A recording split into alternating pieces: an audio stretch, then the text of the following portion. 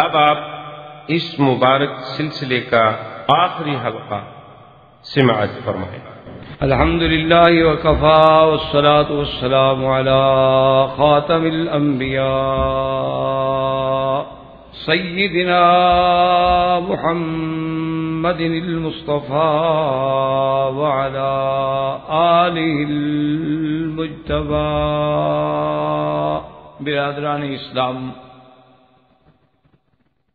واجب الاحترام بزرگوں، دوستوں، بھائیوں، عزیز نوجوانوں، خلافت راشدہ اور خلفاء راشدین رضوان اللہ علیہم اجمعین کی سیرت، فضائل، مناقب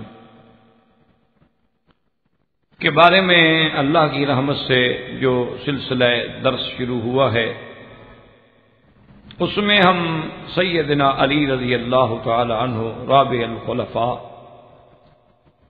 داماد محمد مصطفیٰ، ابن عم النبی المجتبی صلی اللہ علیہ وسلم کی شان، فضیلت، آپ کی خلافت، آپ کی عظمت کے بارے میں بیان کر رہے تھے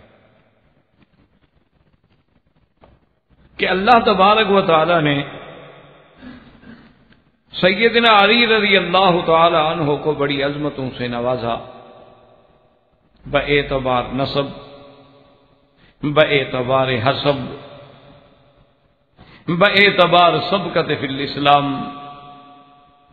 باعتبار جہاد کہ آپ مجاہدین اسلام، بلکہ بطل من ابطال الاسلام۔ اور پھر سیدنا علی رضی اللہ تعالی عنہ کو اللہ نے علم سے، اللہ نے قضاء سے، اللہ نے جمال سے، اللہ تبارک و تعالی نے کمالات سے نوازا، اور سیدنا علی رضی اللہ تعالی عنہ نے اپنی زندگی میں اطاعت محمد مصطفیٰ، محبت محمد مصطفیٰ صلی اللہ علیہ وسلم اور خلفاء راشدین رضوان اللہ علیہم اجمعین کے ساتھ انتہائی محبت، پیار سے زندگی گزاری کہ جیسے وہ یک جان دو خالق۔ اسی لیے سیدنا علی رضی اللہ تعالی عنہ کا ایک بڑا مشہور قول ہے کہ کسی آدمی نے سیدنا علی رضی اللہ تعالی عنہ سے آ کے پوچھا، شاید وہ پوچھنے والا خوارج میں سے تھا،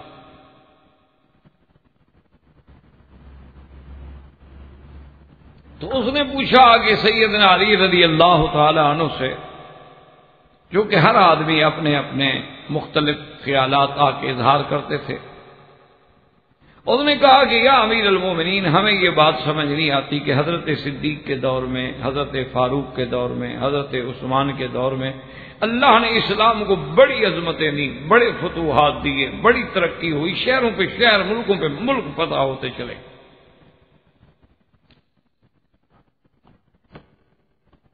لیکن آپ نے جب سے خلافت کا بوجھ اٹھایا ہے تو ہمیں سمجھ نہیں آتی کہ کیا وجہ ہے کہ اس کے بعد فتوحات کا وہ دور جو تھا وہ رک گیا۔ تو یہ سیدنا علی کی شان ہے، اور آپ کا بڑا عظیم جواب ہے کہ آپ نے فرمایا کہ بات بڑی آسان ہے کہ جب ابو بکر، عمر، عثمان امیر تھے تو علی ان کا وزیر تھا، اور جب میں امیر بن گیا، تمہارے جیسے لوگ وزیر بن گئے، تو فتوحات کیسے ہوں؟ اسی طرح جب ابن القبا اور قیس ابن عبادہ نے پوچھا، اس نے کہا کہ حضرت علی آپ ہمیں ایک بات بتائیں کہ سیدنا ابو بکر، سیدنا عمر، سیدنا عثمان کے بارے میں آپ کی رائے کیا ہے؟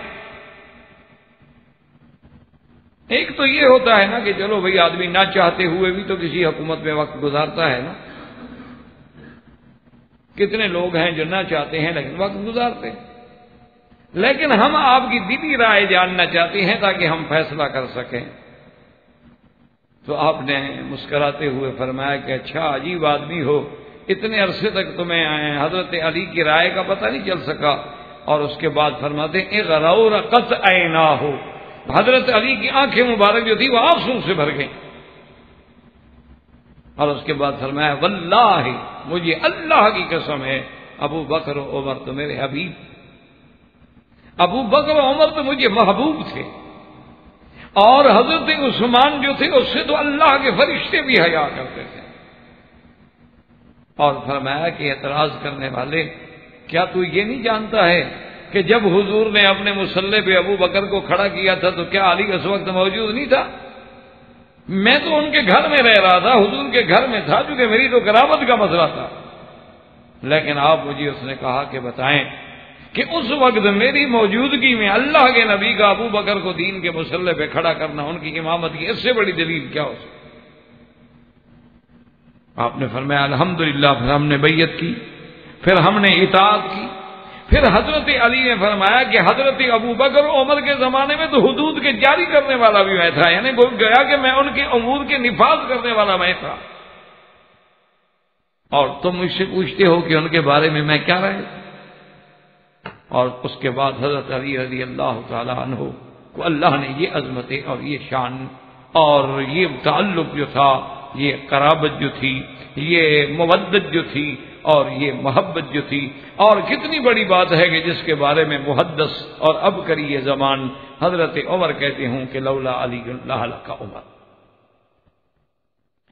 اب سیدنا علی رضی اللہ تعالیٰ عنہ کے شہادت کے بارے میں کچھ عرض کرتا ہوں۔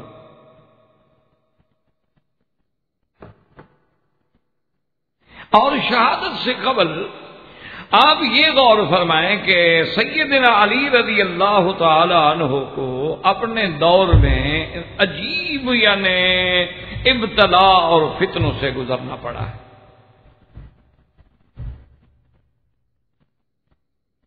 حضرت علی رضی اللہ تعالی عنہ کو بیک وقت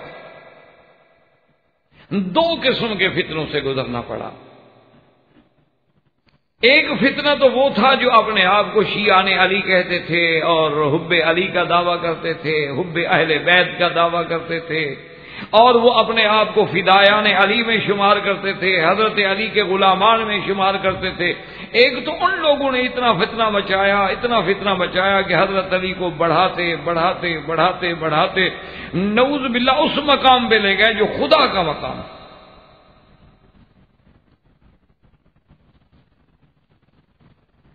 تو یہ ایک بہت بڑا ابتلا ہوتا ہے انسان کے لیے کہ انہوں نے حب اہل بیت میں اور حب علی رضی اللہ تعالی عنہ میں اتنا غلب کیا کہ نعوذ باللہ ثم نعوذ باللہ کہ پہلے تو ان کو صرف امام بنایا نا، اور یہ عقیدہ بنایا کہ امام کا مقام جو ہے وہ نبوت سے زیادہ ہوتا ہے، یعنی امام کا مقام نبوت سے بھی زیادہ ہے۔ وہ کہتے ہیں کہ ہر نبی جو ہے وہ امام کی بیعت کرتا ہے،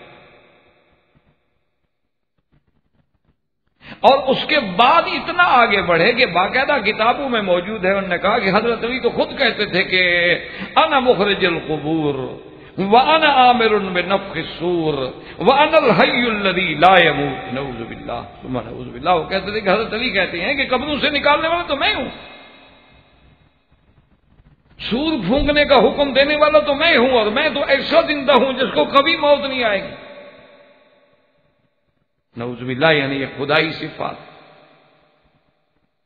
اور بعض لوگوں نے اس قدر مبالغے کیے انہوں نے کہا کہ نہیں، حضرت علی رضی اللہ تعالیٰ عنہ تھے تو ابن ابی طالب، اس میں کوئی شک نہیں، لیکن ایک مقام ایسا آیا تھا کہ ان اللہ حل فی علی، اللہ میاں خود حضرت علی میں حلول کر گئے۔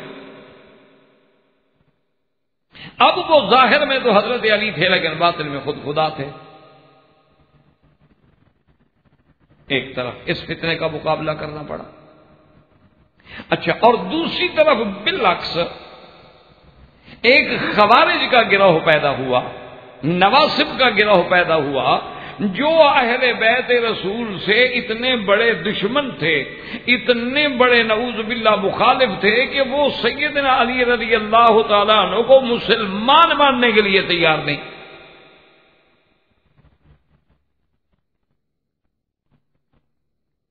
تو اسی ضمن میں اب آپ دماغ میں بات رکھیں کہ 3 خارجی تھے بڑے بڑے، اور ان میں سے ایک تھا ابن ملجم، عبد الرحمن ابن ملجم،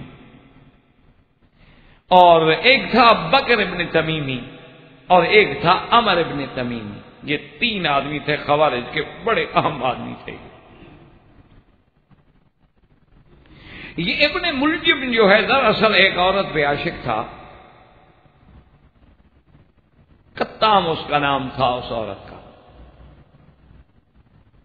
یہ اس کے عشق میں اتنا مبتلا ہوا اور اس نے شادی کی بڑی کوشش کی۔ اس نے کہا میری شادی کرنی ہے تو ایک شرط ہے کہ ایک تو 3000 دینار جو ہیں مجھے تم حق المہر دو گے، اور حضرت علی کو قتل کرو۔ اگر یہ قبول ہے تو میں شادی کروں گی، ورنہ میں نہیں کروں۔ اچھا، وہ تو پہلے خارجی تھا۔ خوارج جو ہیں وہ تو حضرت علی کے نہیں بلکہ پورے اہل بیت کے دشمن ہیں۔ تو اس نے کہا کہ ٹھیک ہے۔ تو ان 3 آدمیوں نے، یعنی عبد الرحمن ابن ملجم نے اور بکر ابن تمیمی نے اور عمر ابن تمیمی، یہ تینوں جو تھے آئے اور مکہ مکرمہ میں اکٹھے ہوئے اللہ کے کعبے میں۔ کعبۃ اللہ میں اکٹھے ہونے کے بعد انہوں نے یہیں سے بیٹھ کے ایک پروگرام بنایا۔ انہوں نے کہا کہ دیکھو آج اللہ کے گھر میں ہم عہد کر رہے ہیں، لیکن یعنی کرنا فساد چاہتے ہیں اور عہد جو ہے خدا کے گھر میں ہو رہے ہیں۔ انہوں نے کہا کہ 17 رمضان کی رات میں، ایک ہی رات میں ہم تینوں مختلف مقامات پہ حملہ کریں گے۔ ایک آدمی حضرت علی رضی اللہ تعالیٰ عنہ کو شہید کرے، اور ایک سیدنا معاویہ رضی اللہ عنہ کو شہید کرے، اور ایک سیدنا عمرو بن العاص کو شہید کرے۔ اب دیکھیں کہ دشمنوں کی پلاننگ کتنی بڑی ہے، کیونکہ حضرت معاویہ وہ ہیں جنہوں نے اسلام کے جھنڈے گاڑ دیے، جنہوں نے سمندری بحری بیڑے بنا بنا کے شام تک کے اور یعنی ماورا نہر تک کے علاقہ فتح کر لیا۔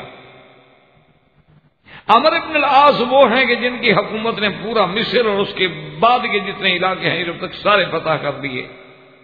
حضرت علی خود خلیفۃ المسلمین اور خلیفہ رسول اللہ ہیں اور داماد نبی مصطفیٰ ہیں، اور تینوں نے پروگرام بنایا کہ وہ تینوں کو شہید کر دو۔ جب یہ 3 نہیں رہیں گے اسلام کی قوت دھڑام سے گر جائے گی۔ مقصد تو اسلام کو نقصان دینا ہے، لیکن ان کے ذمن میں تو یہ تھا کہ جی جب تک یہ ہے نا نعوذ باللہ وہ فتنہ ختم نہیں ہو سکتا۔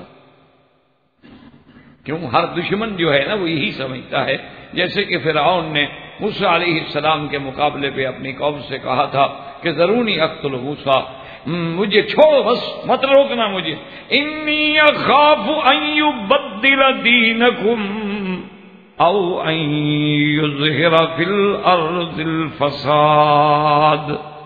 فرعون نے کہا مجھے ڈر ہے کہ موسیٰ علیہ السلام کہیں تمہارا دین نہ بدل دیں اور زمین میں فساد نہ پھیلائیں۔ فرعون کہتے ہیں پیغمبر فساد پھیلائے گا۔ یعنی اللہ کی شان ہے نا کہ جو آدمی بھی حق کی بات کرے تو دوسرے کے لیے تو مفسد ہوتا ہے۔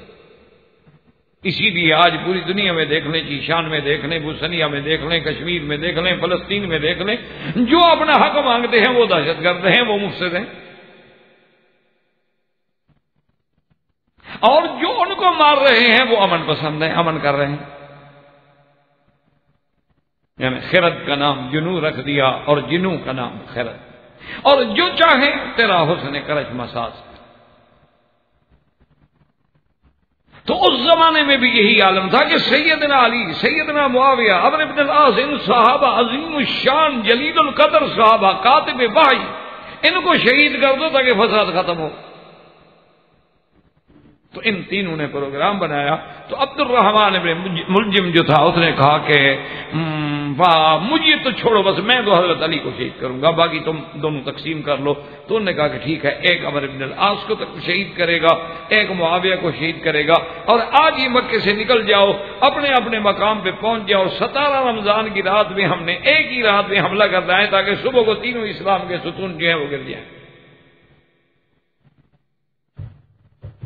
تو یہ عبد الرحمن ابن ملجم کوفہ میں آیا۔ اس وقت سیدنا علی رضی اللہ تعالیٰ عنہ کوفہ میں تھے، دارالخلافہ کوفہ تھا، اور اس وقت کوفہ جو ہے وہ مرکز علم و رشد، بڑے بڑے صحابہ اجلہ، حضرت عبداللہ ابن مسعود رضی اللہ تعالیٰ عنہ جیسے صحابہ جو ہیں سب مرکز کوفہ میں تھے۔ تو یہ جب آئے تو سیدنا علی رضی اللہ تعالی عنہ صبح کی اذان ہونے کے بعد آپ اپنے گھر سے نکلے، اور آپ اپنے گھر سے جب چلتے تھے تو کہتے آتے تھے الصلاۃ الصلاۃ الصلاۃ، تاکہ جو لوگ قریب قریب میں ہیں وہ بھی سن لیں اور وہ بھی نماز میں پہنچ جائیں۔ تو حضرت علی رضی اللہ تعالیٰ عنہ زور زور سے کہتے تھے الصلاۃ الصلاۃ، اور وہ دشمن جو ہے عبد الرحمن میں ملجم، وہ راستے میں چھپ کے کھڑا تھا۔ جو ہی آپ مسجد کے قریب آئے تو ظالم نے تلوار سے آپ پہ حملہ کیا، اور وہ حملہ اتنا شدید تھا کہ سر مبارک سے لے کر یہ پورا حصہ کاٹ دیا، اور آپ کا سینہ مبارک اور سارا کٹ گیا اور خون سے بھر گیا حضرت علی کے۔ اور لوگوں نے بھاگ کے ابن ملجم کو پکڑ لیا، وہ پکڑا گیا، لیکن حضرت علی تو شہید ہو چکے، لیکن آپ 2 راتیں اس کے بعد زندہ رہے۔ یہ حملہ جب ہوا ہے تو آپ نے جمعرات اور جمعہ کا 2 دن جو ہے حملے کے بعد بھی آپ زندہ رہے، اور لیلۃ السبت میں آپ کی وفات ہوئی، اور حضرت حسن، حضرت حسین اور عبداللہ ابن جعفر، حضرت جعفر کے بیٹوں نے حضرت علی رضی اللہ تعالیٰ عنہ کو غسل دیا، اور آپ کے بڑے بیٹے چونکہ سیدنا حسن رضی اللہ تعالیٰ عنہ ہیں، انہوں نے آپ کا جنازہ پڑھایا، اور ثم دفن بالکوفۃ، آپ کو کوفے میں دار الامارۃ، دار الامارہ کوفہ میں حضرت علی رضی اللہ تعالیٰ عنہ کو دفن کیا گیا رضی اللہ تعالیٰ عنہ وارضاہ، عاشا سعیدا ومات شہیدا۔ حضور صلی اللہ علیہ وسلم کی پیشین گوئی جو تھی وہ بالکل عین پوری ہوئی۔ حضور صلی اللہ علیہ وسلم نے فرمایا تھا اشکر الرجال ثلاثۃ، آپ نے فرمایا تھا کہ لوگوں میرے صحابہ سن لو، 3 شخص بدبخت ہیں پوری دنیا میں، یعنی کافر بھی بدبخت ہوتے ہیں، شقی ہوتے ہیں، معنی یہ ہے کہ وہ بدبختی کی آخری حد پہ پہنچے ہوئے۔ اشکر ناسی، اشکار بعد میں آتا ہے رجلان، اور بعد میں آتا ہے ثلاثۃ۔ صحابہ نے پوچھا حضور وہ کون بدبخت ہیں؟ فرمایا ایک تو قابیل جس نے سب سے پہلے اپنے بھائی حابیل کو قتل کیا اور دنیا میں قتل کی بنیاد رکھی اس بدبخت نے، آدم علیہ السلام کے بیٹے نے۔ اول من سن القتل، سب سے پہلے جس نے قتل کی بنیاد رکھی ہے۔ اور آپ نے فرمایا اس کے بعد آخر الناقۃ احیمر سمود، وہ سرخ رنگ کا آدمی جس نے حضرت صالح علیہ السلام کی اونٹنی کو، جو قوم صالح نے معجزہ مانگا اور اللہ نے حضرت صالح علیہ السلام کی دعا قبول کر کے معجزہ عطا فرمایا، اور اونٹنی جو تھی پتھر سے نکل آئی، پیغمبر نے کہا لا تمسوها بسوء، اب اس کو نقصان نہ پہنچانا، لیکن فَعَقَرُوا النَّاقَةَ فَعَتَوْا عَنْ أَمْرِ رَبِّهِمْ، ان ظالموں نے اس اونٹنی کو ذبح کیا، اور مارنے والا کون تھا؟ یہ سرخ رنگ کا آدمی جو تھا، یہ اشقا قوم ثمود، سب سے بڑا بدبخت۔ اور اس کے بعد حضور نے فرمایا وہ تیسرا بدبخت دنیا میں وہ ہوگا الذی یضربک یا علی، جو تجھے مارے گا۔ اور اس کے بعد حضور پاک صلی اللہ علیہ وسلم نے فرمایا علی میں تو وہ منظر بھی دیکھ رہا ہوں جب مارنے والا تجھے مارے گا اور یہ تیرا سارا حصہ داڑھی خون سے بھری ہوگی۔ تو حضور صلی اللہ علیہ وسلم کی وہ پیش کی جو شہادت تھی وہ عین اسی طرح، یعنی جہاں حضور نے اشارہ کیا اسی جگہ تلوار لگی۔ تو سیدنا علی رضی اللہ تعالی عنہ کی شہادت کے بعد، اب یاد رکھیں بعض لوگوں میں اختلاف ہے، بعض کہتے ہیں کہ کوفہ میں دفن نہیں ہوئے، کہ ان کو یعنی اولاد علی سیدنا حسن، سیدنا حسین اور اولاد جعفر، چونکہ جعفر بھی تو آپ کے بھائی تھے، جعفر ابن ابی طالب، حضرت علی ابن ابی طالب، تو ان کو بھی یہ ڈر تھا کہ کہیں یہ خوارج بدبخت ہیں، ایسا نہ ہو کہ حضرت علی کی نعش مبارک کو قبر سے نکال کے مزید بے حرمتی کریں۔ تو کہتے ہیں کہ انہم حولوہ، انہوں نے اس لاش کو رات کو نکالا، اور بعض روایات میں ہے کہ اول قبر، پہلی قبر ہے جس کو کھول کے اس کی میت مبارک کو نقل کیا گیا مدینے کی طرف، یعنی حضرت علی کو مدینے کی طرف لے گئے۔ اور بعض لوگ کہتے ہیں کہ نہیں، حضرت علی رضی اللہ تعالی عنہ کی لاش مبارک کو اونٹ پر، چونکہ اس زمانے میں کوئی ہوائی جہاز یا کوئی سواریاں مواصلات تو نہیں ہوتے تھے، تو ایک تابوت بنا کے اس میں بند کر کے اونٹ کے ذریعے لے رہے تھے. کہتے ہیں ند البعیر، وہ اونٹ بھاگ گیا. بعض لوگ تو کہتے ہیں کہ بھاگ گیا فدخل فی بلاد تئی، بنو تئی قبیلے میں گیا، ان کو پتہ لگ گیا فاخذوہ فدفنوہ، انہوں نے اپنے قبیلہ تئی میں دفن کر دیا. اور یہ جو ہے اپنا غلط روایات پیش کرنے والے ملنگ یہ کہتے ہیں کہ نہیں، وہ اونٹ جب بھاگا تھا نا حضرت علی بادلوں میں چلے. وہ کہتے ہیں بادل جب گرجتے ہیں دراصل یہ حضرت علی کی آواز ہوتی ہے. انہوں نے ایک یوں روایت گھڑ لی ہے، حالانکہ جس کا کوئی حقیقت نہیں. بادلوں میں تو کوئی اللہ کا نبی بھی نہیں گیا، اللہ نے آسمان پر بٹھایا عیسیٰ علیہ السلام کو، بادلوں میں تو ان کو بھی نہیں بھیجا. اچھا، اور خدا کے بندے یہ بھی نہیں جانتے کہ بھی بادل جو ہیں کبھی ہوتے ہیں کبھی نہیں ہوتے، جب نہ ہو تو پھر حضرت علی کہاں ہوتے ہیں. بہرحال ایک ان کا تو کیا ہے، انہوں نے تو بات کرنی ہوتی ہے نا نشے کی ترنگ میں بیٹھے بیٹھے. ایک آدمی نے پورا مٹکا پیا ہوا ہو بھنگ کا، تو باتیں ایسی کرے گا، اور کیا کرے گا، کوئی دلیل سے بات تو نہیں کرے گا نا. وہ تو نشے میں جو مرضی آئے کہتے. وہ ہمارے ایک علاقے کے مولوی تھے تو بریلوی بیچارے فوت ہو گئے. تو ہم نے، مجھے کو تھوڑا تھوڑا یاد پڑتی ہے کہ شاید میں نے دور سے ان کی شکل دیکھی ہو. کہتے ہیں بہرحال وہ اپنے وقت کے بڑے خطیب تھے اور بڑا خوشگلو آدمی تھا، آواز بھی اللہ نے بہت اچھی دی تھی اور خطابت بھی اچھی کرتے تھے، لیکن مسلکن بریلوی آدمی تھا. تو وہ ایک دفعہ جلسہ بھگت کے اچ شریف ایک مشہور جگہ ہے پاکستان میں، وہ بھی ایک پیروں کا مرکز ہے، بہت بڑی مشہور جگہ. کہتے ہیں وہاں بھی 1.25 لاکھ پیر ہے اللہ والوں، چونکہ 1.25 لاکھ سے نیچے تو ہمارے بزرگ رہتے ہی نہیں نا. ہر کام میں عدد 1.25 لاکھ تک لے جاتے ہیں ماشاءاللہ. اللہ کا شکر کریں، وہ بھی کہہ دیں گے ہاں لاکھ لاکھ شکر ہے. داڑھی مڈا کے دکان سے اٹھیں تو بھی کہیں گے شکر ہے لاکھ. کس بات پر بھائی؟ بہرحال تو حضرت وہ کہتے ہیں شاہ صاحب، وہ سید تھے بہرحال، اور تھے بریلوی مسلک کے آدمی. ان کا نام بھی میرے دماغ میں نہیں رہا. بالکل ہمارے گاؤں سے کچھ 6-7-8 میل کے فاصلے پر آدمی تھے. تو مجھے بچپن میں یاد ہے کہ چھوٹا سا میں تھا تو میں نے دیکھا تھا ان کی شکل، لیکن تقریریں ہمیں ان کی یاد ہے، کیونکہ ہم سنتے بھی نہیں تھے. ان کی تقریریں کیسے سنیں؟ وہ لوگ تو ہمیں دیکھ کے ناراض ہو جاتے تھے، یہ تو وہابی ہیں. ہم تو ان کے نزدیک پکے وہابی تھے. بہرحال وہ کہتے ہیں کہ جلسہ بھگت کے وہ اچ شریف کے علاقے سے گھوڑیوں پر آ رہے تھے، تو پیاس لگی ہوئی تھی شاہ صاحب کو بہت زیادہ. تو 2 آدمی تھے گھوڑیوں پہ. تو وہاں جب آئے تو اچ شریف میں بہت بڑے بڑے پیپل کے درخت ہیں اور بڑی بڑی جگہ ہیں، تو ان کے نیچے ان ملنگوں کا ڈیرا تھا. وہیں بیٹھ کے وہ اپنی بھنگ شنگ پیا کرتے تھے، چرس پیا کرتے تھے. کیونکہ سایہ ہوتا ہے نا، بڑی جگہ ہوتی ہے، تو وہاں بڑے بڑے مٹکے پانی کے بھی بھر کے رکھے ہوئے ہوتے تھے، مٹی کے برتن بھی رکھے ہوتے تھے کہ کوئی مسافر گزرے تو پیاسا پانی پی لے. شاہ صاحب کو بڑی پیاس لگی ہوئی تھی، تو انہوں نے گھوڑے والے سے کہا کہ بھائی آپ ذرا روک لیں، میں یہاں پانی پی لوں. تو انہوں نے کہا کہ حضرت بات یہ ہے کہ یہاں مٹکے تو بہرحال یہ نہیں بھرتے ملنگ، یہ تو اپنا اٹھنا نہیں جانتے تھے، مٹکے کہاں بھریں گے؟ پانی تو لوگ بھرتے ہیں، لیکن بہرحال ہیں تو یہی رہنے والے تو اکثر یہ ہوتے ہیں، کبھی پانی ہاتھ ڈال لیا، کبھی یہ کر لیا. تو حضرت میں آپ کو آگے جا کے پانی پلاؤں. انہوں نے کہا بھی میری پیاس سے جان نکلتی ہے اللہ کے بندے، کوئی حرج نہیں، دیکھا جائے گا، اتارو. تو شاہ صاحب کہتے ہیں کہ جب میں اترا تو ابھی میں نے پانی کا پیالہ ایسے ہاتھ، مٹی کے پیالے تھے جیسے ہاتھ میں لیا، تو ایک آدمی بالکل سیاہ جھکڑ ایسے جس کو دیکھ کے آدمی کو دہشت ہو جائے، آدمی ڈر جائے کہ اتنی بڑی بڑی مونچھیں اور چھوٹا سا قد اور بڑا موٹا، بد شکل بد عقل، اور بالکل جیسے کوئی بھوت نکل کے آ رہا ہو.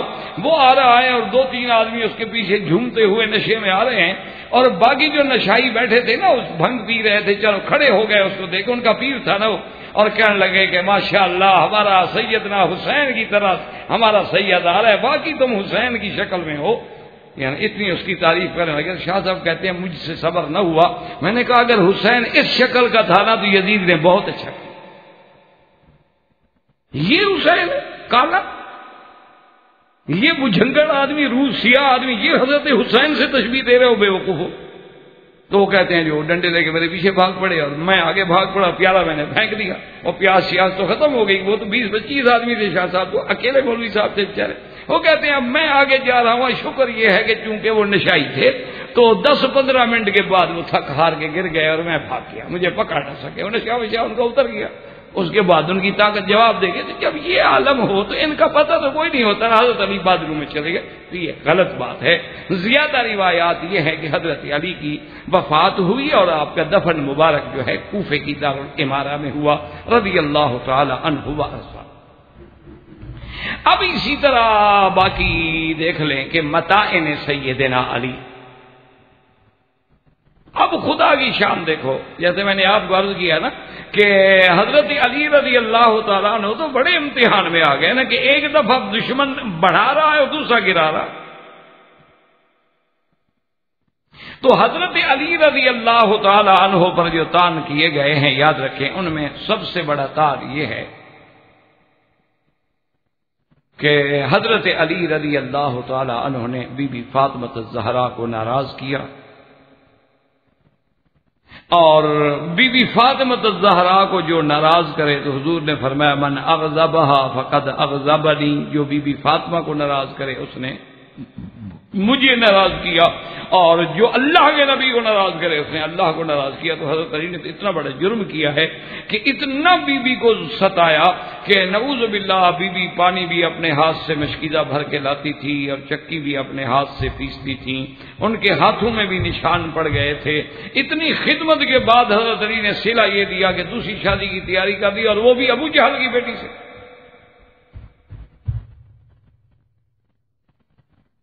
اور جس پہ حضور صلی اللہ علیہ وسلم ناراض ہوئے، حضور صلی اللہ علیہ وسلم نے خطبہ پڑھا اور اس کے بعد حضور صلی اللہ علیہ وسلم نے فرمایا کہ میں نے سنا ہے کہ حضرت علی رضی اللہ تعالی عنہ دوسری شادی کرنا چاہتے ہیں، اگر وہ اتنا بضد ہے دوسری شادی کے لیے تو طلق ابنتی، میری بیٹی کو طلاق دے دیں اور جا کے دوسری شادی کر لیں، کیونکہ میں یہ نہیں گوارا کر سکتا کہ دشمن کی بیٹی رسول اللہ کی بیٹی پر سوکن بن کے آئے. تو کہتے ہیں دیکھیں جی انہوں نے حضور کو بھی ناراض کیا. تو اصل بات یہ ہے، آپ سمجھیں کہ سب سے پہلے مسئلہ تو یہ ہے کہ کیا دوسری شادی کرنے سے قرآن نے یا حضور کے فرمان نے منع کیا کہ حضرت علی نے غلطی کا ارتکاب کیا؟ یہ حضرت علی نے خیال کیا، شادی کا پیغام دیا، جب حضور ناراض ہوئے تو حضرت علی رک گئے، بات ختم ہوگی، حضرت علی نے شادی نہیں کی. یا تو حضور صلی اللہ علیہ وسلم کے روکنے کے بعد حضرت علی شادی کر لیتے، پھر تو ٹھیک بات تھی کہ حضور بھی ناراض ہو گئے، بی بی فاطمہ بھی ناراض ہو گئی. لیکن ایک ان کا ارادہ تھا، خیال تھا کہ دوسری شادی، آخر پیغمبر علیہ السلام کی بھی تو 9 نکاح مبارک ہیں، 9 بیویاں ہیں، اگر مجھے بھی 4 کی اجازت ہے میں شادی کر لوں تو کیا حرج ہے. لیکن جب دیکھا کہ حضور ناراض ہو گئے ہیں تو حضرت علی نے وہ ارادہ چھوڑ دیا. اور پھر سیدہ فاطمہ الزہرا عقد علی میں فوت ہوئی اور حضرت علی نے دفن فرمایا، تو ناراضگی کا قصہ ختم ہو گیا. تو الزام لگانا حضرت علی پر کتنی بڑی جہالت ہے. الزام تو تب ہوتا جب نعوذ باللہ حضرت آپ شادی، ہاں حضرت علی نے شادی فرمائی ہے بی بی خولہ سے، لیکن وفات فاطمہ کے بعد جب بی بی فاطمہ فوت ہو گئی تو اب تو حضور کی ناراضگی بھی نہیں. ناراضگی تو تب تھی کہ بی بی فاطمہ کے موجودگی میں دوسری بیوی نہ لائیں. اس میں حضرت علی رضی اللہ تعالیٰ نے کیا قصور کیا؟ تو لہذا یہ تعان جو ہے انتہائی پادر ہوا ہے، جس کی کوئی حقیقت نہیں ہے، محض بغض ہے سیدنا علی سے. اندر کا بغض ہے، وہ ڈھونڈتا رہتا ہے کہ مجھے کوئی موقع تو ملے اعتراض کرنے کا. اور دوسرا تعان یہ کرتے ہیں کہ حضرت عثمان رضی اللہ تعالی عنہ کے قتل میں آپ کا حصہ تھا، اور سب سے بڑی دلیل وہ یہ دیتے ہیں اس پہ کہ حضرت عثمان کے قاتلوں سے حضرت علی نے قصاص نہیں لیا. حالانکہ بی بی عائشہ نے قصاص کا مطالبہ کیا، اور حضرت عبداللہ ابن زبیر نے، حضرت طلحہ نے، حضرت معاویہ نے، رضوان اللہ علیہم اجمعین نے. اور اسی وجہ سے اتنا بڑا حادثہ ہو گیا کہ جنگ جمل اور جنگ صفین پیش آ گئی کہ 13,000 صحابہ شہید ہو گئے، لیکن حضرت علی نے قاتلان عثمان کو نہیں پکڑا. وہ کہتے ہیں کہ جب حضرت عثمان کے قاتلوں کو حضرت علی جب خلیفہ بن گئے، اگر حضرت علی رضی اللہ تعالیٰ عنہ قاتلان عثمان کو گرفتار کر لیتے اور ان پر اسلام کی قصاص کی حد جو ہے جاری فرما دیتے تو کوئی لڑائی نہ ہوتی، جھگڑا ہی نہ ہوتا۔ تو یہ بھی حضرت علی کے ذمے ایک تاج ہے۔ سب سے پہلی بات تو یہ یاد رکھیں کہ حضرت علی کا اس میں ہاتھ ہونا یہ محض ایک تہمت ہے، اتہام ہے، اور جس سے حضرت علی بری ہے۔ بلکہ جب حضرت علی کو پتہ لگا نا حضرت عثمان کی شہادت کا، تو پتہ ہے سب سے پہلے جو الفاظ نکلے ہیں تو انہوں نے کہا کہ اللہم انی ابرأ الیک من قتل عثمان، یا اللہ تو جانتا ہے میں عثمان کے قتل سے بری ہوں، میرا تو کوئی تعلق۔ اور دوسری بات یہ ہے کہ اگر ان کا قلبی ارادہ ہوتا تو کیا عثمان کے دروازے پہ پہرے دینے کے لیے اپنے جگر گوشے حضرت حسن و حسین کو کھڑا کرتے؟ حضرت علی رضی اللہ تعالیٰ عنہ نے اپنے دونوں بیٹوں کو یعنی حسنین کریمین کو بھیجا اور حکم دیا کہ حضرت علی عثمان کے دروازے پہ پہرا دو، اور خبردار کہ کوئی قاتل اس دروازے سے گزر کے حضرت عثمان پہ حملہ کرے۔ جب حضرت عثمان شہید ہو گئے تو حضرت علی آئے تو حضرت حسین حضرت حسن کو تھپڑ مار دیا کہ تم کہاں تھے، عثمان شہید ہو گئے۔ انہوں نے کہا باپ غور تو کرو، خدا کے لیے ہم جہاں سے کھڑے ہیں یہاں سے کوئی قاتل نہیں گزرا، جہاں حسنین کھڑے ہو طاقت ہے اس دشمن کی کہ گزر جائے؟ اگر وہ کسی دوسرے راستے سے گزرا ہے، اس نے دیوار پھلان کے اندر گئے ہیں تو ہمارا کیا قصور ہے، ہم تو ادھر کھڑے ہیں۔ تو اگر آپ کا قصور ہوتا نعوذ باللہ، یا قتل عثمان میں آپ کی ذرا کروڑواں حصہ، کروڑواں درجے بھی آپ کی کوئی خیال بھی ہوتا تو کبھی اپنے بیٹوں کو اس طوفان میں کھڑا کرتے کہ تم حضرت عثمان کی حفاظت کرو۔ اور اس کے بعد پتا ہے کہ ایک آدمی نے حضرت عثمان رضی اللہ تعالی عنہ کی خدمت میں آ کے کہا، اس نے کہا کہ ان عائشہ یلعن قتلۃ عثمان، اس نے کہا حضرت علی بی بی عائشہ جو ہیں حضرت عثمان کے قاتلوں پہ لعنت بھیجتی ہیں۔ میں کہا کہ دیکھو جی بی بی عائشہ حضرت عثمان کے قاتلوں پہ لعنت بھیج رہی، تو حضرت علی نے فرمایا کہ لوگوں گواہ ہو جاؤ، یا ایھا الناس لعن اللہ قتلۃ عثمان فی السہل والجبل، کہ اللہ تبارک و تعالیٰ عثمان کے قاتلوں پہ لعنت کرے، چاہے وہ اونچی جگہ پہ ہوں چاہے زمین کے نیچے چلے جائیں۔ حضرت عثمان نے بھی لعنت کی، یہ نہیں کہا کہ بی بی عائشہ کو روک دو، فرمایا لعن اللہ قتلۃ عثمان، میں بھی عثمان کے قاتلوں پہ لعنت کرتا ہوں، اللہ کی بھی لعنت۔ تو اس سے تو ایک بات یہ سمجھ لیں کہ حضرت علی رضی اللہ تعالی عنہ کا دامن پاک۔ اور دوسری بات یہ ہے کہ آپ نے قصاص نہیں لیا، تو وہ بات قصاص کی یوں ہے کہ جب بی بی عائشہ اور حضرت علی کی فوجیں آمنے سامنے ہو گئیں تو حضرت علی رضی اللہ تعالی عنہ نے وفد بھیجا، بی بی عائشہ نے وفد بھیجا، خلاصۃ الکلام بی بی عائشہ کے ساتھ بات ہوئی تو حضرت علی نے کہا کہ واللہ یا امہات المؤمنین، کہ آپ حضور کی زوجہ ہیں اور ہمارے لیے ماں کا درجہ رکھتی ہیں، میں اللہ کی قسم کھا کے کہتا ہوں جتنا آپ کے دل میں عثمان کا غم ہے میرے دل میں اس سے بھی زیادہ ہے، لیکن مشکل یہ ہے کہ میں اس وقت قاتلوں پہ ہاتھ نہیں ڈال سکتا، کہ حضرت عثمان سے کچھ اجتہادی اور کچھ نرم دلی کی وجہ سے ایسی باتیں ہو گئی ہیں کہ پوری فضا دشمنوں نے ان کے خلاف کر دی ہے، اور اس وقت اگر میں ان پہ ہاتھ ڈالتا ہوں نعوذ باللہ تو پھر مدینے کا امن جو ہے وہ متزلزل ہو جائے گا اور میں کچھ نہیں کر سکوں گا۔ خدا کے لیے مجھے موقع دیں، مجھے استحکام پکڑنے دیں، مجھے کنٹرول کرنے دیں، سب سے پہلے میں بدلہ لوں گا قاتلان عثمان سے۔ بی بی صاحبہ راضی ہو گئی، صلح ہو گئی، اتفاق ہو گیا، اور دونوں کیمپوں میں خوشیوں کی لہر دوڑ گئی کہ الحمدللہ ماں بیٹے میں صلح۔ اور آج بھی آپ تاریخ کے اوراق کھول کے دیکھ لیں کہ انہی منافقین نے فوراً عبداللہ ابن سبا سے رجوع کیا کہ یہاں تو صلح ہو گئی ہے، اب کیا کیا گیا؟ اس نے کہا صلح ہو گئی تو ہم تو مارے گئے۔ اگر بی بی عائشہ اور حضرت معاویہ نے بھی حضرت علی کی بیعت کر دی تو بات تو ختم ہو گئی، پھر تو ان کی طاقت اتنی عظیم ہو جائے گی کہ ان کو دنیا کی کوئی طاقت نہیں ہلا سکتی. ایسا کریں کہ رات کو اپنی جماعت کے لوگوں کو 50-50 کی ٹولیوں میں تقسیم کریں. کچھ ٹولیاں حضرت علی کے کیمپ پہ حملہ کریں اور کچھ ٹولیاں جو ہے بی بی عائشہ کے کیمپ پہ حملہ کریں. اور جو ادھر حملہ کریں وہ کہیں کہ علی کی فوج آ گئی، اور جو علی کی فوج پہ حملہ کریں وہ کہیں عائشہ کی فوج آ گئی. تو ان منافقوں نے، عبداللہ ابن سبا کے ٹولے نے، دونوں طرف جب اندھیرا چھا گیا تو حملہ کر کے شور مچایا اور صحابہ لڑے، جس میں 13,000 صحابہ شہید. تو اتنے بڑے حادثے کے بعد آپ خود اندازہ کر سکتے ہیں کہ حضرت علی کیسے قصاص لے. تو حضرت علی رضی اللہ تعالی عنہ تو اس سے بری. اور اسی طرح ایک تان یہ کرتے ہیں کہ ایک آدمی نے باقاعدہ گواہوں کے ساتھ لوگ اس کو پکڑ کے لے آئے، وہ قاتل تھا اور اس نے اپنے قتل کا اعتراف بھی کر لیا، لیکن حضرت علی نے حد نہیں جاری کی. یعنی متائن سیدنا علی میں رضی اللہ تعالی عنہ میں یہ بھی تان کرتے ہیں کہ ایک آدمی نے قتل کیا، قاتل ہے، اور قاتل پکڑا گیا، گواہ موجود ہیں، پھر قاتل نے حضرت علی کے سامنے آ کے اقرار بھی کر دیا کہ جی میں نے قتل کیا ہے، لیکن حضرت علی نے پھر بھی قصاص جاری نہیں کیا. تو اتنا بڑا قرآن کی نعوذ باللہ مخالفت. اصل واقعہ یہ ہے، یہ بھی دشمنوں کا ایک تان ہے. حضرت علی رضی اللہ تعالیٰ عنہ بری ہیں. واقعہ اصل میں یہ ہے کہ ایک آدمی نے کسی کا قتل کیا تو اس کے گھر کے ساتھ والا بندہ جو ہے وہ اپنے گھر کے باہر کھڑا ہوا بکری ذبح کر رہا تھا. تو اسی دور میں اس کو پیشاب کا تقاضا ہوا تو وہ چھری بھی اس کی خون آلود ہاتھ میں رہی اور وہ بھاگ کے بیچارہ تھوڑی سی دور جا کے پیشاب کرنے بیٹھ گیا. اتنے میں وہ قاتل کے گھر میں شور ہوا کہ فلاں قتل ہو گیا، قتل ہو گیا. لوگ بھاگ نکلے. وہ جب بھاگ آئے تو پیشاب کرتے ہوئے انہوں نے پکڑ لیا. وہ قاتل تو بھاگ گیا،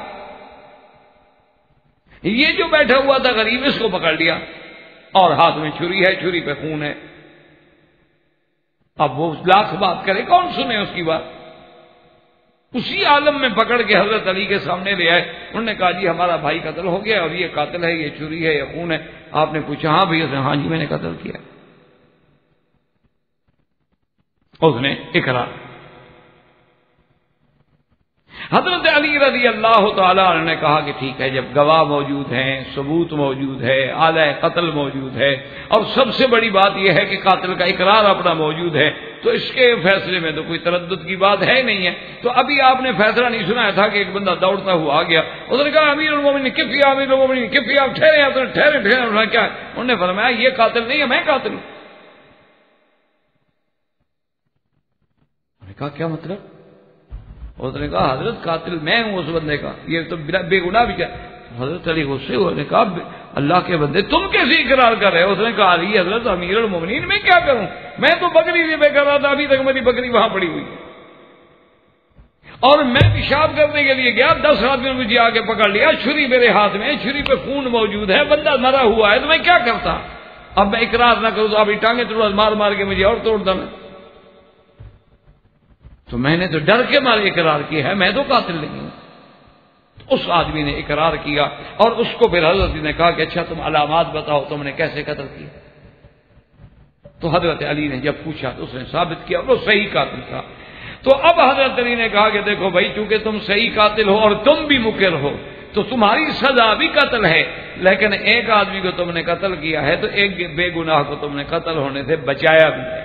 لہذا میرا دل تو چاہتا ہے کہ مقتول کے ورثہ دیت لے کے تمہیں چھوڑ دیں، لیکن یہ ان کی مرضی ہے، وہ تجھے چھوڑیں یا نہ چھوڑیں، لیکن میرا دل یہی چاہتا ہے کہ ایک بندے کو تو نے مارا ہے تو ایک بندے کو بچایا تو ہے تو جب مقتولوں نے یہ بات انہوں نے کہا جی ہم راضی ہیں، دیت ادا کر دے تو ہم قصاص نہیں دیتے. تو حضرت علی رضی اللہ عنہ حکم دے دیا، انہوں نے دیت دے دی.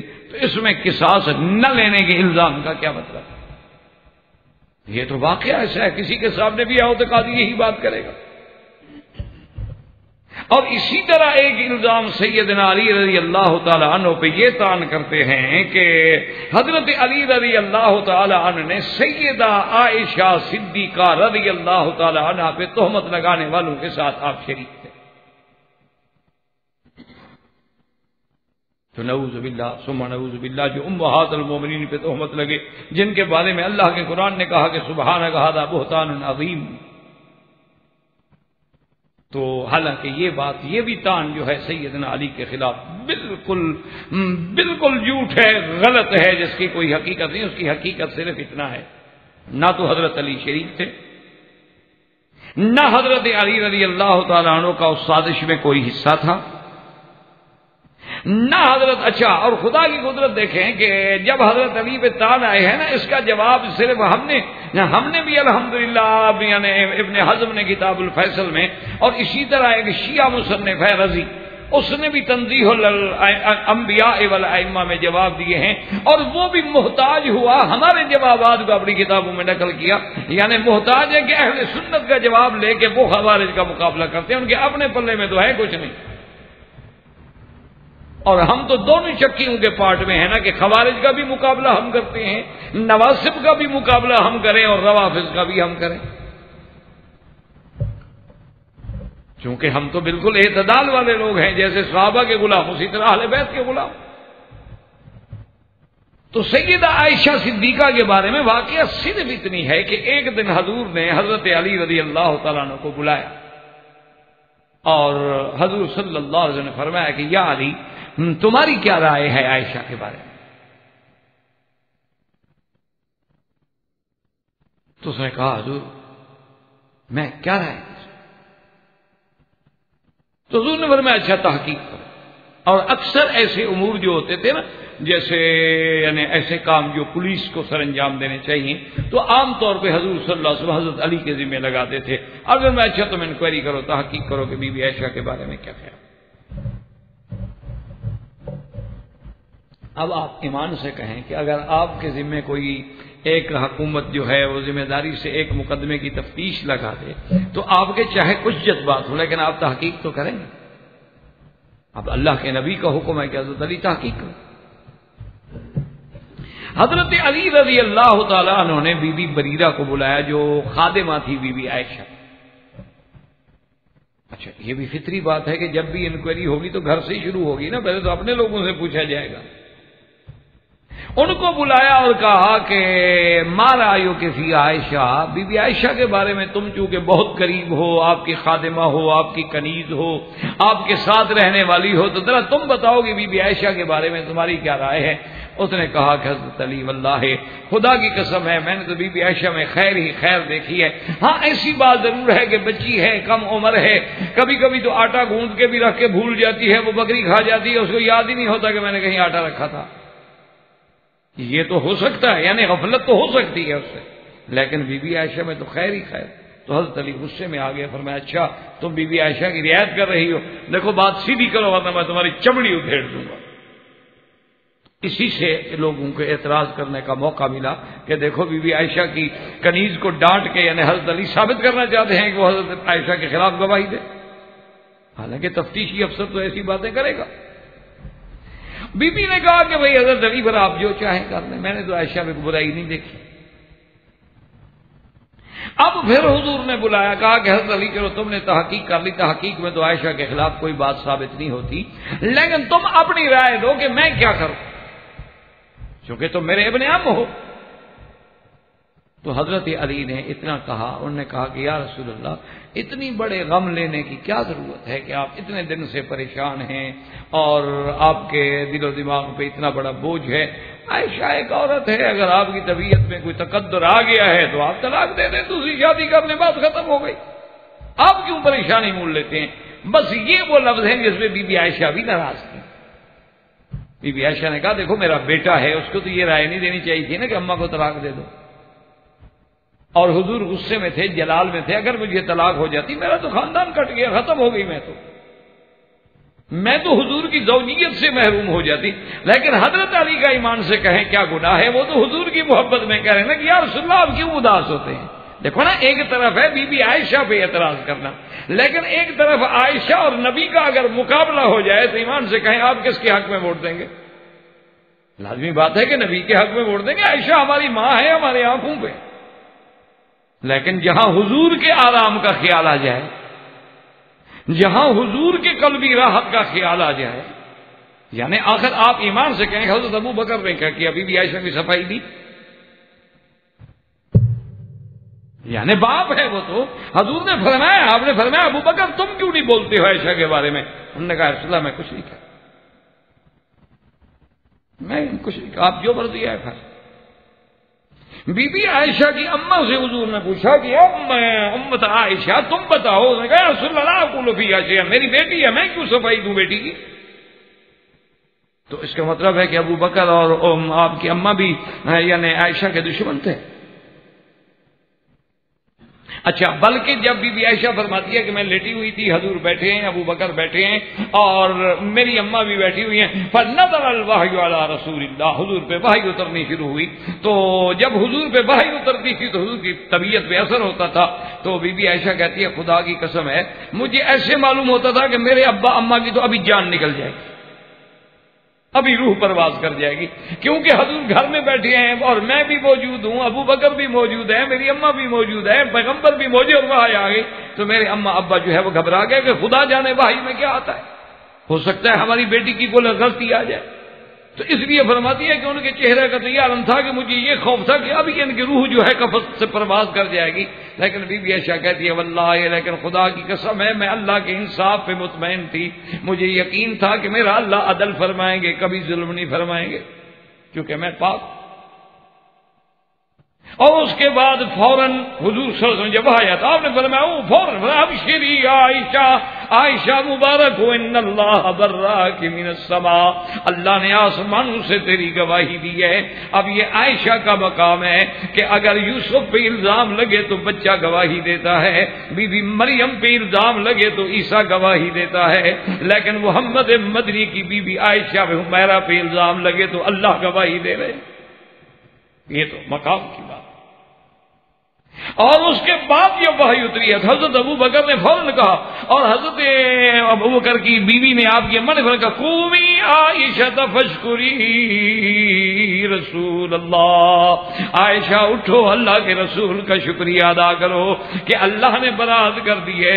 بی بی عائشہ نے کہا لا اشکر رسول اللہ، میں حضور کا شکریہ ادا نہیں کرتی، حضور نے بھی تو 1.5 مہینے میرے ساتھ بات نہیں کی، اگر حضور کو مجھ پہ اعتماد ہوتا تو بے رخی تو نہ فرماتے.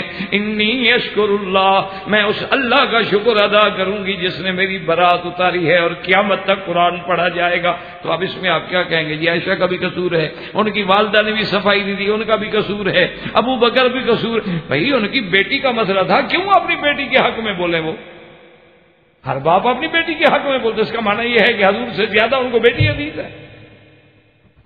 تو حضور کی عزت و عصمت کا جہاں تعلق تھا تو حضرت ابو بکر نے کہا رسول اللہ میں نہیں بیٹی کے بارے میں، آپ جو چاہیں بس، میری بیٹی قربان ہے حضور پہ. تو اگر حضرت علی نے رائے دی وہ بھی تو محبت رسول میں تھی، کوئی عائشہ کی دشمنی میں تو نہیں تھی. تو یہ تان کرنا حضرت علی پہ یہ بھی اتنا بڑا جھوٹ ہے کہ جس کا حقیقت سے کوئی تعلق نہیں. محض دشمنوں کو ایک بات ڈھونڈنی ہے کہ کسی طرح موقع ملے اور ہم حضرت علی پہ حملہ کر سکیں، ورنہ حضرت علی رضی اللہ تعالی عنہ تہمت اتہام عائشہ سے بھی بری ہیں، افک عائشہ سے بھی بری ہیں، اور الحمدللہ اللہ نے ان کے دامن کو صاف رکھا اور وہ ہمیشہ اطاعت محمد مصطفیٰ صلی اللہ علیہ وسلم اور اس کے بعد ابو بکر، عمر، عثمان اور اسی نہج پہ چلے جو منہج تھا خلفائے راشدین. تو اسی لیے میں نے ایک آیت مبارک جو تلاوت کی تھی اس میں اللہ فرماتے ہیں وعد اللہ الذین آمنوا منکم وعملوا الصالحات لیستخلفنہم فی الارض کما استخلف الذین من قبلہم وَلَيُمَكِّنَنَّ لَهُمْ دِينَهُمُ الَّذِي ارْتَضَىٰ لَهُمْ وَلَيُبَدِّلَنَّهُم مِّن بَعْدِ خَوْفِهِمْ أَمْنًا يَعْبُدُونَنِي لَا يُشْرِكُونَ بِي شَيْئًا وَمَن كَفَرَ بَعْدَ ذَٰلِكَ فَأُولَٰئِكَ هُمُ الْفَاسِقُونَ. اس کو آیت استخلاف کہتے ہیں۔ اس میں اللہ نے وعدہ کیا ہے، وعدکم اللہ نے تم سے وعدہ کیا ہے، کن سے؟ الذین آمنوا وعملوا الصالحات، جو لوگ ایمان لائے اور عمل کیے اچھے، ان سے اللہ کا وعدہ ہے لَيَسْتَخْلِفَنَّهُمْ فِي الْأَرْضِ، میں ان کو خلافت دوں گا زمین میں، یہ اللہ کا وعدہ۔ اچھا اسی میں یاد رکھیں، قرآن کی باریکی کو سمجھنے کی کوشش کریں، جو میرے ساتھی طالب العلم قرآن سے محبت رکھتے ہیں۔ یہاں اللہ فرماتے ہیں وعد اللہ الذین، آیت قرآن ہے وعد اللہ الذین، یہاں لفظ ہے وعد اللہ، اشارہ ہے کہ یہ وعدہ ان کو خلیفہ بنانا کا ہے جو حضور کے بعد ہے، اس میں حضور شامل نہیں، کیونکہ جہاں جہاں حضور شامل ہے وہاں فرمایا وعدکم اللہ احدی الطائفتین، وعدکم اللہ فی مغانم کثیرہ، وہاں لفظ ہے وعدکم اللہ، اللہ نے میرا نبی آپ سے اور آپ کے ساتھیوں سے وعدہ کیا۔ یہاں فرمایا نا وعد اللہ کے نبی تیرے ساتھی جو ایمان والے ہیں اور عمل صالح کریں، ان سے میرا وعدہ ہے کہ ان کو میں خلیفہ بناؤں گا۔ معنی یہ ہے کہ یہ حضور کے بعد کی خلافت ہے، اس میں حضور صلی اللہ علیہ وسلم کی ذات کو شامل کرنے کی اجازت نہیں۔ اچھا جیسے بادشاہ آزاد کہہ دیتے ہیں کہ یہ 12 اماموں کو بھی شامل ہے، تو اللہ فرماتے ہیں وعد اللہ الذین آمنوا وعملوا الصالحات منکم،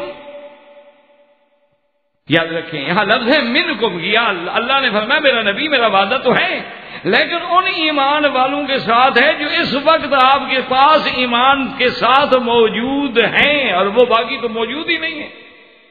وعدہ تو ان کے ساتھ ہے جو آیت اترنے کے وقت حضور کے پاس موجود ہیں اور ایمان لا چکے ہیں۔ جو لوگ بعد میں ایمان لائیں اس آیت کے اترنے کے بعد وہ تو اس وعدے میں شامل ہی نہیں۔ اچھا وعدہ کیا لَيَسْتَخْلِفَنَّهُمْ فِي الْأَرْضِ، کہ میں ان کو زمین میں خلافت دوں گا۔ فی الارض کی کیوں قید لگائی؟ کہ یہ ایسی خلافت نہیں ہوگی جیسے کہ بچوں کو کہہ دیا جائے اچھا بھی تم بچوں کا خیال رکھنا، اچھا میں جا رہا ہوں تو تم میرے گھر والوں کا ذرا خیال رکھنا، میں گویا تمہیں اپنا نائب بنا کے جا رہا ہوں، خلیفہ بنا کے جا رہا ہوں۔ نہ فرمایا اللہ نے نہیں، زمین میں ہم بادشاہی دیں گے، ہم خلافت دیں گے نبی کے بعد۔ اسی لیے ابوالکلام آزاد نے کیا عجیب بات کی ہے، وہ کہتا ہے کہ خلافت کوئی مسیحیت کا پوپ نہیں۔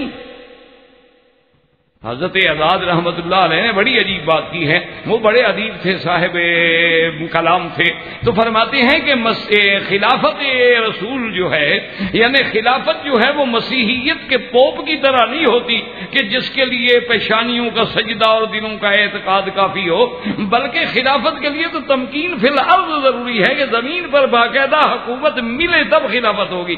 یہ نہیں کہ بس دل میں ہمارا عقیدہ ہے کہ جی آپ ہمارے بادشاہ ہیں نا، وہ بادشاہ بنا ہی رہو زمین پر۔ یہ تو جن کو وہ امام بناتے ہیں نا ان کو تو کسی جگہ کسی ایک بستی میں بھی نہیں ملی جگہ۔ اللہ ہدایت دے، کو عقل کرو۔ لَيَسْتَخْلِفَنَّهُمْ فِي الْأَرْضِ، اچھا اس کے بعد دیکھیں اللہ فرماتے ہیں وَلَيُمَكِّنَنَّ لَهُمْ دِينَهُمُ الَّذِي ارْتَضَىٰ لَهُمْ، اور ان کے پسندیدہ دین کو بھی میں جما دوں گا۔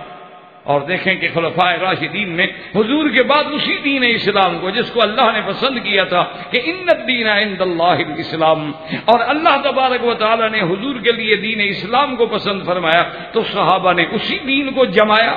اللہ کا وعدہ پورا ہوا کہ صحابہ کے دور میں وہ دین لَيُمَكِّنَنَّ لَهُمْ دِينَهُمُ الَّذِي ارْتَضَىٰ لَهُمْ، اور پھر اللہ کا وعدہ ہے کہ جب میرے نبیوں کے خلیفوں کا دور ہوگا وَلَيُبَدِّلَنَّهُمْ مِن بَعْدِ خَوْفِهِمْ أَمْنًا، کہ پھر خوف کے بعد ہم امن قائم کر دیں گے۔ تو اب آپ دیکھ لیں کہ یہ صحابہ کا دور ہے، خلفائے راشدین کا دور ہے کہ 80 لاکھ مربع میل پہ اسلام کا پرچم لہرا گیا۔